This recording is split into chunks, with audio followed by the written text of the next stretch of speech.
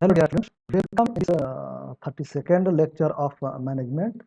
Hope you will enjoy the lecture. Before I start this, I would like to recapitulate whatsoever I have discussed in the previous lecture. So in the previous lecture, we have discussed about income tax and direct income tax, that is income tax and value added tax, where we have learned about merits and demerits of income tax, definition of income tax, then characteristics of income tax, and value added tax, characteristics of value value added tax, then difference between VAT and CST, that is value added tax and central sales tax. Now I am going to start the introduction to custom duty and GST. So in this lecture we will discuss about custom duty and GST. So let us start with the learning outcome of this session. So at the end of this session, students will be able to define custom duty, describe types of custom duty, then define GST and discuss different types of GST. Okay, तो ये सारी ability जो है इस lecture के समाप्ति के बाद स्टूडेंट में आ जाएगी. Okay, so let us start with introduction to custom duty. Okay, so custom duty refers to the tax imposed on goods when they are transported across international border. यानी जो है कस्टम ड्यूटी जो है वो उन वस्तुओं को कस्टम कस्टम ड्यूटी का मतलब होता है सीमा शुल्क, ठीक है, और उन रेफर करता है कि उन वस्तुओं पर ये लगाया जाता है जो इंटरनेशनल बॉर्डर से क्रॉस करके आए हों, यानी इंपोर्टेड वस्तुओं पे लगाया जाता है जो आयातित करके मंगाई गई हैं, विदेश से परचेज की गई है. In simple terms, it is a tax that is levied on imports and export of goods.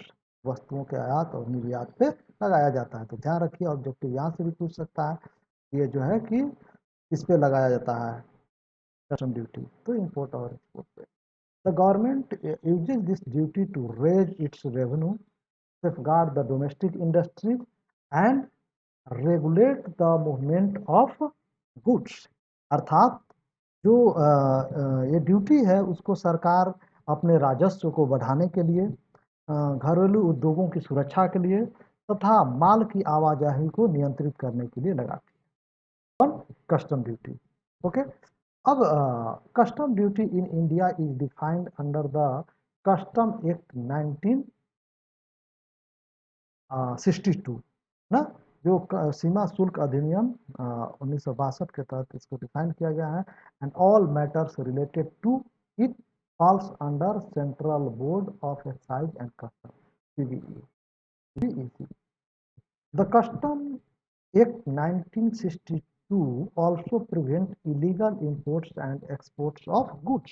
जो सीमा शुल्क अधिनियम 1962 है वह माल के अवैध आयात और निर्यात को भी रखता है. कोई इस तरीके के इलीगल वस्तुओं को आप एक्सपोर्ट और इंपोर्ट न करें.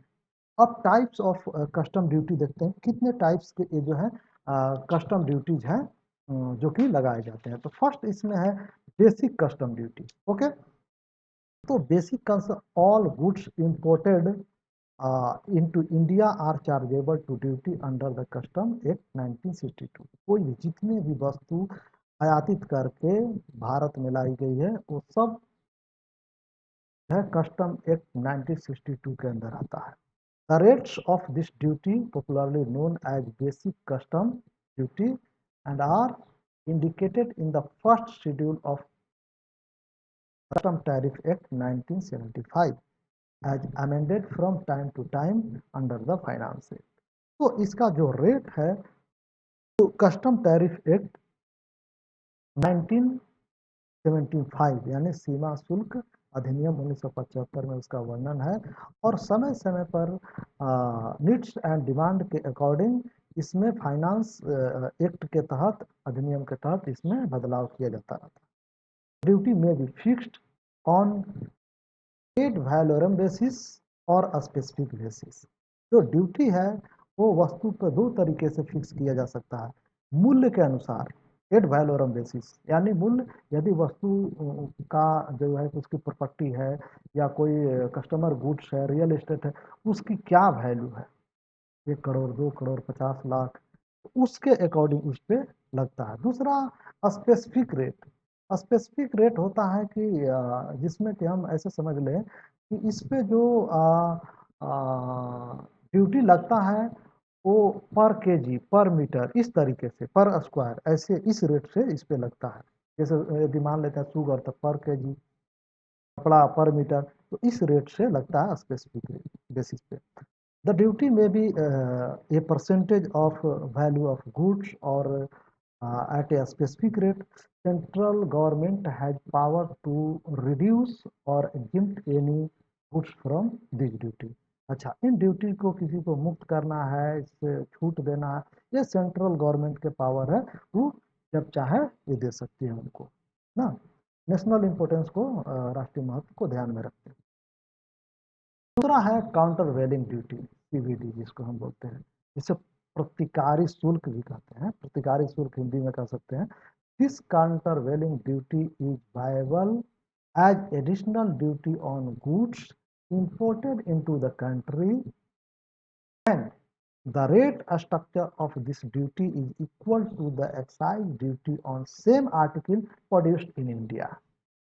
यानी जो काउंटर वैलिड ड्यूटी है वो एडिशनल ड्यूटी है जो कि इंपोर्टेड गुड्स पे जो कंट्री के अंदर चार्ज किया जाता है। इसका रेट स्ट्रक्चर है वो इक्वल होता है किसका, यदि सेम वस्तु भारत में भी उत्पादित हो रही है तो उसके इक्वल होता है जो रेट इसका होता है। Base of this additional duty is cost and freight, जिसको शॉर्ट में CIF कहते हैं। यानी CIF value of import plus duty levied earlier, क्या उसका CIF वैल्यू है और पहले जो ड्यूटी लगाया गया है वो, तो इससे ये जो है एडिशनल ड्यूटी का बेस बनता है। अब हम एडिशनल कस्टम ड्यूटी और स्पेशल CVAT का आते हैं नेक्स्ट टाइप पे। In order to equalise imports with local tax like service tax, VAT and other domestic tax which are imposed from time to time, a special countervailing duty is imposed on imported goods। है कि जो imported products हैं उनके उनके जो price है और जो हमारे लोकल टैक्सेज हैं, जो लोकल डोमेस्टिक टैक्सेज हैं, डोमेस्टिक प्रोडक्ट पे लगाए जाते हैं, उनमें जो है टाइम टू टाइम जो है चेंज किया जाता है ना।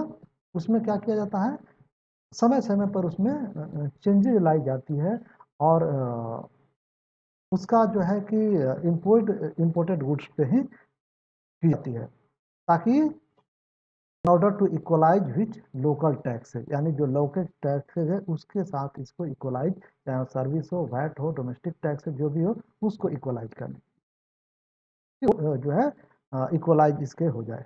Hence it is imposed to bring imports on an equal track with goods produced and manufactured in India.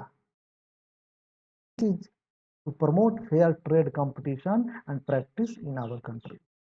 तो एडिशनल कस्टम ड्यूटी है जिसमें कि इक्वलाइज करने के लिए इंपोर्टेड गुड्स पे लगाया जाता है। उसका उद्देश्य ये होता है कि जो हमारे इंपोर्ट जो इंपोर्टेड गुड्स हैं उनका प्राइस और जो डोमेस्टिकली हमारे इंडियन प्रोड्यूसर द्वारा प्रोड्यूस किए हैं सेम प्रोडक्ट, उनका प्राइस इक्वल रहे, ताकि इससे क्या होगा कि जो हमारे ट्रेडर्स हैं, जो कंपटीटर्स हैं हमारे कंट्री के, उनके में एक निष्पक्ष व्यापार और प्रतिस्पर्धा की भावना डेवलप हो और करे, क्योंकि अदरवाइज इनका प्रोडक्ट बिकेगा ही नहीं, फॉरेनर अपने माल को ठेले रहेंगे, जिसके वजह से उनमें एक डिप्रिसिएशन आ जाएगा। तो इन सारी चीज़ों को ध्यान में रखते हुए दोनों प्राइस इक्वलाइज रहे, कंज्यूमर यहाँ न्यूट्रल रहे किसी को भी परचेज करने में, तो उस इसलिए ये लगती है स्पेशल CVD, कस्टम ड्यूटी,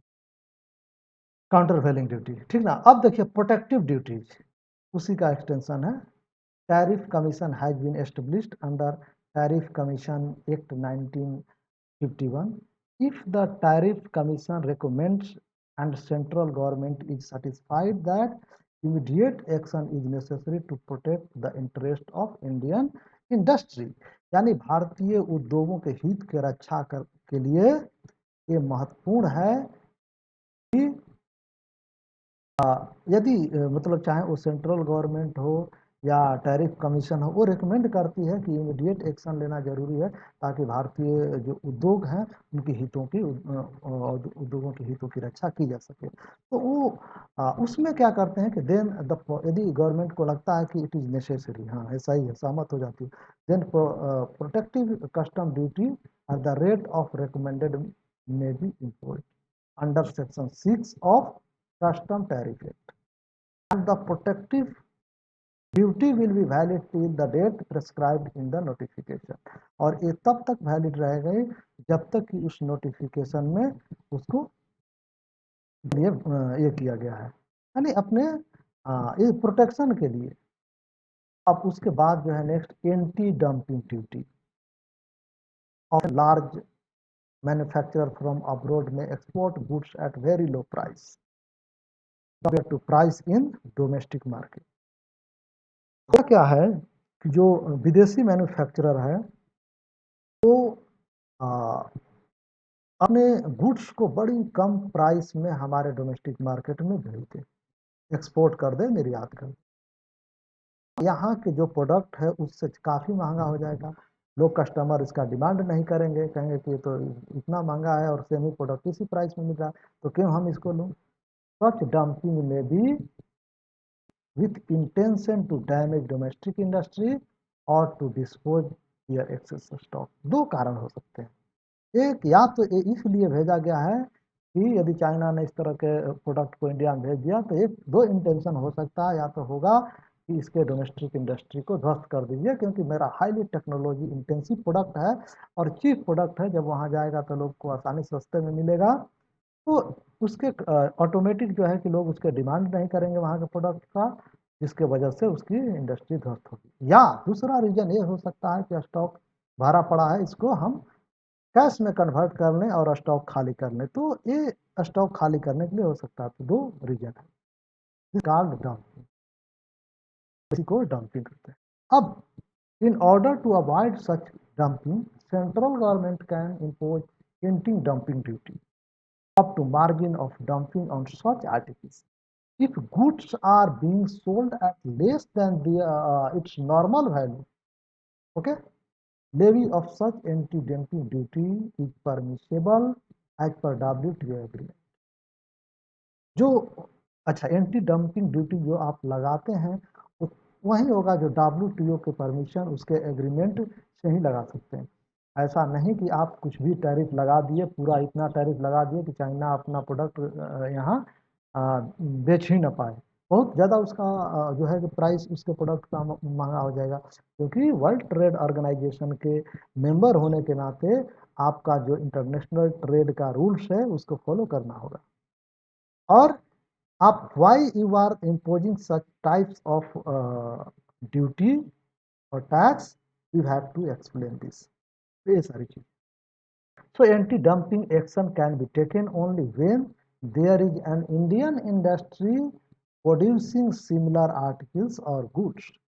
यानी जो डंपिंग विरोधी कार्रवाई तभी की जा सकती है जब कोई भारतीय उद्योग समान वस्तुओं का उत्पादन कर रहा हो, उसी वस्तु का उत्पादन भारत में हो रहा हो तभी उस पर किया जाएगा। तो बहुत सारे रूल्स हैं जिसके हम उसके माध्यम से बने हैं, यही रीजन है कि हम लोग बोलते हैं बाईकाट चाइनीज प्रोडक्ट या अदर चीज। अदरवाइज हम बाय रूल्स क्यों नहीं, गवर्नमेंट कहता है कि गवर्नमेंट ही क्यों नहीं बंद करती है, तो गवर्नमेंट बहुत सारे सर्टेन रूल्स रेगुलेशन से बंधी है, तो इसलिए ऐसा नहीं हो पाता है। अब आते हैं चेंजेज इन कस्टम ड्यूटी।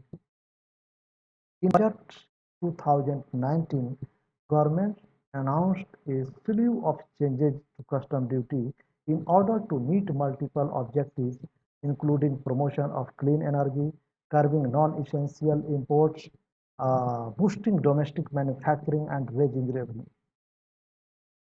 2019 के बजट में भारत सरकार ने कई सारी जो है कि सीमा शुल्क में कई बदलाव की घोषणा की ताकि वो मल्टीपल ऑब्जेक्टिव्स को प्राप्त करे, चाहे वो क्लीन एनर्जी को प्रमोशन करना हो या गैर आवश्यक आयात पर रोक लगाना हो ना, curbing non essential imports, boosting domestic manufacturing और या रेजिंग रेवेन्यू या उससे और जो है कि आय को बढ़ाना हो। So custom duty was cut on several inputs to incentivize domestic production and increased on finished product to acquire additional revenue. Okay? अब हम आते हैं उसके बाद introduction to goods and service tax. अब सबसे महत्वपूर्ण, ये आपके सिलेबस में नहीं है, लेकिन जो है कि जितनी भी टैक्स दी गई है वो अब ऑब्सोलीट हो गए हैं, पुराने हो गए हैं और उसमें से बहुत सारे टैक्स अब अप्लीकेबल नहीं है क्योंकि जीएसटी के आने के साथ ही सारे टैक्स को एक ही में समाहित कर लिया गया है। तो हम समझ लेते हैं जीएसटी। पहली तो ध्यान यहाँ से ऑब्जेक्टिव भी पूछ सकता है। इंट्रोड्यूस हुआ 101वां संविधान संशोधन 2016 में, introduced by 101st amendment act 2016। It is indirect tax, ध्यान रखिए जीएसटी भी एक इनडायरेक्ट टैक्स है। It is value added tax, tax paid by consumer, जैसा कि मैंने प्रीवियस लेक्चर में बताया था वैट में, जीएसटी में बताएंगे, ये भी एक वैल्यू एडेड टैक्स है जिसको एक एग्जांपल से मैं आपको एक्सप्लेन करने की कोशिश करूंगा कि किस तरीके से ये वैल्यू एडेड टैक्स है। सबस्यूम ए वैरायटी ऑफ स्टेट्स और सेंट्रल इनडायरेक्ट टैक्स है, और ये चाहे वो सेंट्रल का हो चाहे स्टेट का हो, बहुत सारे तरह के टैक्स थे, उनको एक में समाहित कर लिया, such as service tax, additional duty on customs, state sales tax, etc. But alcohol and petroleum, ध्यान रखिए, alcohol and petroleum products currently exclude from GST। अच्छा, जो दो चीज है, एक अल्कोहल दूसरा पेट्रोलियम, जीएसटी से बाहर है। यहाँ भी ऑब्जेक्टिव पूछेगा कौन दो प्रोडक्ट को जीएसटी से बाहर रखा गया है, ये स्टेट की लिस्ट में, स्टेट गवर्नमेंट इस पर टैक्स लगा। Next, brings in a single tax rate for any product across all states, one nation one tax। ये क्या किया जीएसटी, ये पूरे भारत में, पूरे भारत के राज्यों में, समस्त राज्यों में सिंगल टैक्स सिस्टम को ला दिया, यानी वन नेशन वन टैक्स एक हिसाब से।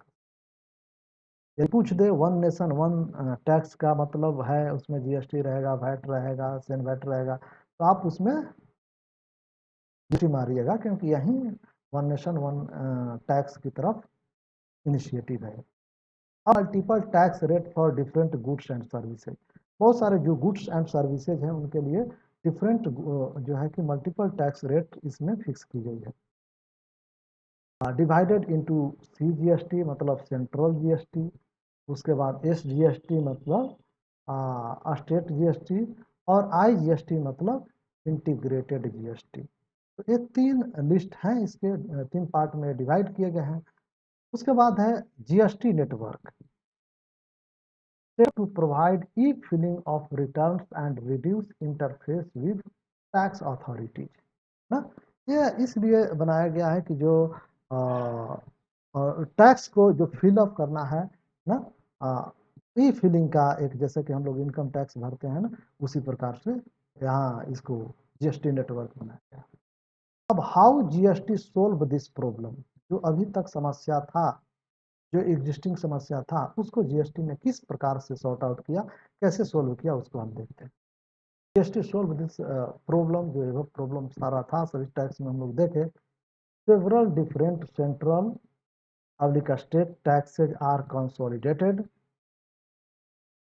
For both easier payment and no double taxing.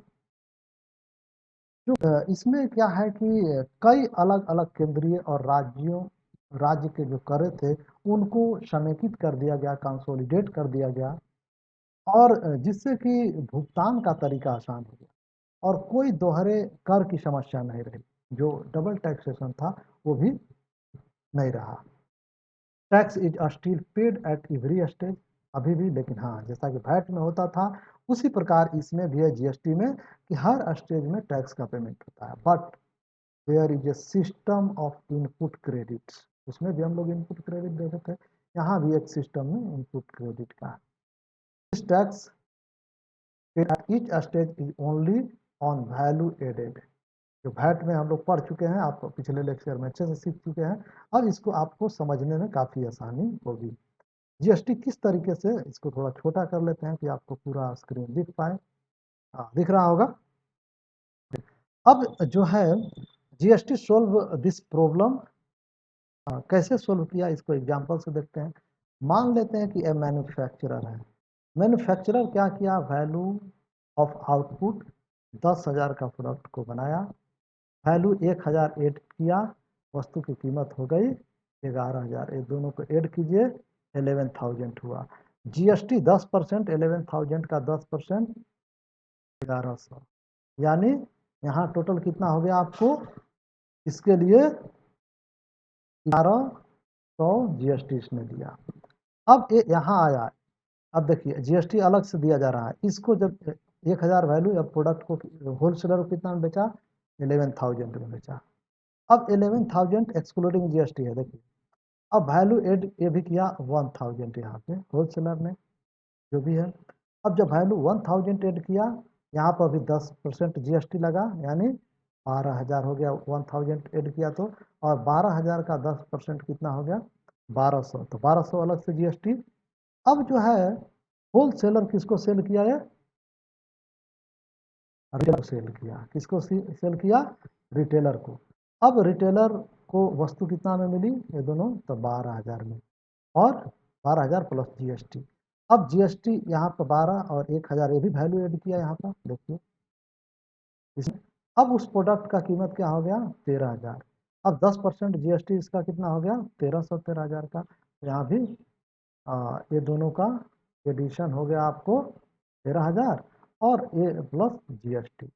अब इसमें आपको लग रहा है कि ये तो डबल टैक्सेशन हो रहा है, होलसेलर ने ऐड किया, रिटेलर ने, और फाइनली जो है उसके बाद अब चल जाएगा कंज्यूमर के पास वस्तु 13,000 और प्लस जीएसटी के साथ करें। लेकिन रियल में यहाँ डबल टैक्सेशन नहीं हुआ। कैसे नहीं हुआ, अब आप इसमें देखिए, GST deposited by manufacturer is refunded to wholesaler, यानी कि जो निर्माता द्वारा जमा किया गया जीएसटी थोक व्यापारी को वापस कर दिया गया। 1,000 इसने भरा था, अब यहाँ पर 10% 1,200 हो रहा है, 1,100 ये दे चुका है ऑलरेडी, तो 1,200 में से 1,100 जाएगा तो कितना बचेगा, 100, यानी 100 रुपया रियल में किसने दिया, होलसेलर ने दिया। देखिए अब उसी प्रकार यहाँ पे तो 1,200 जीएसटी भर चुका है, यहाँ कितना हुआ 1,300, उसी प्रकार इसको घटाइएगा तो ये कितना होगा 100, यहाँ भी होगा। तो यदि हम देखें कि 1,100 यहाँ जीएसटी हुआ जो कि मैन्युफैक्चरर ने भरा, यहाँ कितना हुआ 100 हुआ माइनस करने के बाद जो कि होलसेलर ने भरा, और यहाँ जो है 100 हुआ जो रिटेलर ने भरा। तो टोटल जीएसटी जोड़े तो कितना हो गया, टोटल हो गया जीएसटी 1,300, तो इसलिए टोटल नेट जीएसटी कलेक्टेड 1,300 हो गया। और ऐसे आप जोड़िए तो कितना हो गया, 1,100, 1,200, 1,300, हाँ, तो ये हो गया आपको 2, 1, 3, 3, 6, आपको लग रहा है 3,600 रुपया भराया, लेकिन रियल में कितना 1,300। तो जो भी पहले इनपुट पे लग चुका है, दिया जा चुका है प्रीवियस स्टेज पर, उसको यहाँ माइनस कर दी जाती है। आप समझ गए होंगे अच्छे से इसको। अब हम आते हैं जीएसटी रेट्स क्या है। अब जीएसटी रेट्स है 4 different slabs for different types of goods with different tax rates. अब ये जो डिफरेंट टैक्स है, पहला है 5%। तो household necessities such as edible oil, sugar, spices tea and coffee except instant are included, coal, मिठाई, Indian sweets जिसको बोले, लाइफ सेविंग ड्रग्स, ये सारी चीज़ आते हैं 5% में। ध्यान रखिएगा, इसमें ऑब्जेक्टिव 2-4 ऑप्शन दे देगा, एक इसमें से, एक इसमें से, एक इसमें से, बोलेगा कि किस पे जीएसटी का कितना लगता है। तो आपको ध्यान रखना है कि एडिबल कौन है, किस तरह की वस्तु है, ऐसा देगा कि जो एक हिसाब से नोन रहे और आप भी समझ पाए ना। तो ये सारी चीज़। दूसरा जो है 12%। तो 12% वाला में क्या क्या आता है? 12% में तथा अप्रैल्स विभव 1000, कोई भी मतलब जो वस्त्र है, परिधान है, वो 1000 से ऊपर है, वो आ जाएगा। कंप्यूटर्स आ जाएगा। Processed foods as such as frozen meat product, butter, cheese, exercise books, notebooks etcetera. तो इनको 12% में ये आ जाते हैं। उसके बाद जो है कि है, एक सेकेंड, उसके बाद है 18% में। अब 18% में क्या आते हैं? तो 18% में आप देखिए, तो most item falls in this slab including biscuit, हेमराज, कॉर्नफ्लेक्स, फिर है salad dressings, ice cream, hair oil, toothpaste, shops, capital goods, industrial intermediaries are covered under this slab. तो ये सारी चीज़ें हैं। और जो 28% जो हाईएस्ट स्लैब है, तो ध्यान रखिएगा कि इसमें से 3-4 रेट देगा, ये भी पूछ सकता है इसमें से कौन सा जीएसटी का रेट नहीं है, ध्यान आपको रखना होगा ऑब्जेक्टिव में। तो luxury item such as car, consumer durable likes AC, refrigerator, then premium car, cigarettes, rated drinks, high end motorcycles, vacuums cleaner etcetera, ये सारी चीज़ों को जो 18% में रखा गया है। तो इस के साथ में ये लेक्चर भी समाप्त हुआ। तो इस लेक्चर में हम लोग क्या सीखे? तो इस लेक्चर में हम लोग सीखे कस्टम ड्यूटी क्या है, और इसके डिफरेंट टाइप्स कस्टम ड्यूटी के कौन कौन हैं। उसके बाद हम लोग जीएसटी के बारे में सीखे कि जीएसटी क्या है, किस प्रकार से जो है कि कॉम्प्लिकेटेड टैक्स सिस्टम का जो प्रॉब्लम को सॉर्ट आउट किया एग्जांपल से, और कैसे इसमें हर स्टेज पे टैक्स लगता है। उसके बाद हम लोग जीएसटी रेट्स, जिसमें 5%, 12%, 18 और 28 के 4 रेटों का हम लोगों ने डिस्कस किया। तो यदि हम देखें तो इस प्रकार lecture 30, under lecture 30, 31 and 32, we have discussed about excise duty, service tax, income tax, value added tax, custom duty, goods and service tax, and learn that tax is one of the most important sources of income tax, sources of income for the government in order to meet the various public expenditure. Recently, introduction of GST has subsumed the variety of states and central indirect taxes, and these steps have brought a single tax rate for any product across the states. That is one nation, one tax. Okay. So in the next lecture, we will discuss, or we will start unit 6, where we will discuss about material management. So thank you. और आप ये self assessment के लिए question दिया गया है, इसको आप सॉर्ट आउट करके अपने लर्निंग को चेक कीजिए। यदि कोई शब्द नहीं समझ में आता है तो ये ग्लॉसरी है जिसको आप पढ़ सकते हैं। आप यहाँ से देख